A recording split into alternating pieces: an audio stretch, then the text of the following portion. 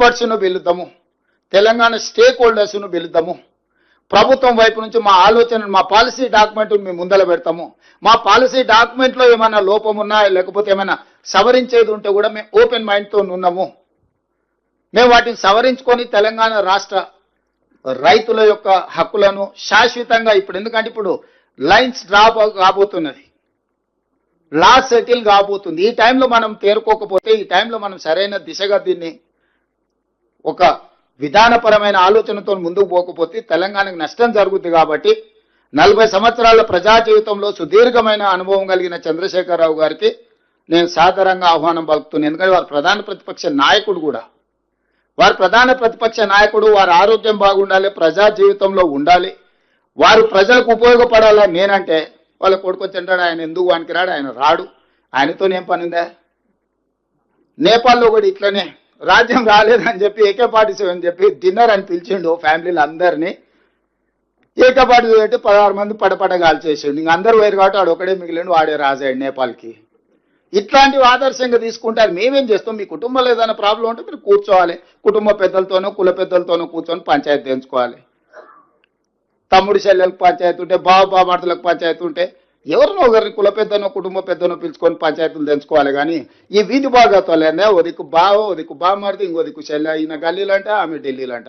ఏంటి ఇది? తెలంగాణ సమాజం గమనిస్తలేదా? ఈ వీధి బాగోతాలు మంచివి కావు. 10 సంవత్సరాల అధికారాన్ని చెలాయించిండ్రు. 10 సంవత్సరాల తర్వాత ప్రజలు ఒక తీర్పు ఇచ్చిండ్రు, స్పష్టమైన తీర్పు. ఆ తీర్పును గౌరవించండి. ఇక ఇదొక మార్గం. రెండవది, సరే మీ లైన్లకే కొంచెం వస్తా, ఎప్పుడో ఎక్కడికైనా వస్తా, ఎక్కడికైనా రామాట, ఎక్కడికొద్దు స్వామి, ఎర్రవల్లి ఫామ్ హౌస్కు నేనే మా మంత్రుల బృందాన్ని పంపిస్తా, ఏం ప్రాబ్లం లేదు. తారీఖు చెప్పు, మొత్తం ఈ సెటప్ అంతా తీసుకొని వస్తారు మా వాళ్ళు. ఎర్రవల్లి ఫామ్ హౌస్లోనే చర్చ పెడతాము. చంద్రశేఖరరావు గారి ఆరోగ్యం అంత గొప్పగా లేదు, రావడానికి ప్రయాణం చేయడానికి ఏమైనా ఆరోగ్యం సహకరించకపోతే మీరు కుర్చీ వేసుకొని అక్కడ కుర్చీలో కూర్చోండి చంద్రశేఖరరావు గారు. మొత్తం మాక్ అసెంబ్లీ అని తెలంగాణ ఉద్యమంలో కోదండరామ్ గారు నిర్వహించేవాళ్ళు. శ్రీనివాసరెడ్డి గారు కూడా అప్పుడు అందులో ప్రశ్నలు అడిగి మమ్మల్ని అందరినీ మాక్ అసెంబ్లీ నిర్వహిద్దాం ఎర్రవల్లి ఫామ్ హౌస్లోనే, మా మంత్రుల బృందాన్ని నేను పంపిస్తా, అన్ని వివరాలు చర్చించుకుందాం. కాదు కూడదు అని ఒకవేళ అంటే చంద్రశేఖరరావు గారు పిలిస్తే నేను కూడా వస్తా. నాకేం బేసిజాలు లేవు, నాకంటే సీనియర్ ఆయన పబ్లిక్ లైఫ్లో ప్రజా జీవితంలో అనుభవంలో చంద్రశేఖరరావు గారు. వారి ఆరోగ్యం సహకరిస్తలేదు, లేదు ముఖ్యమంత్రి గారు కూడా రావాల్సిందే.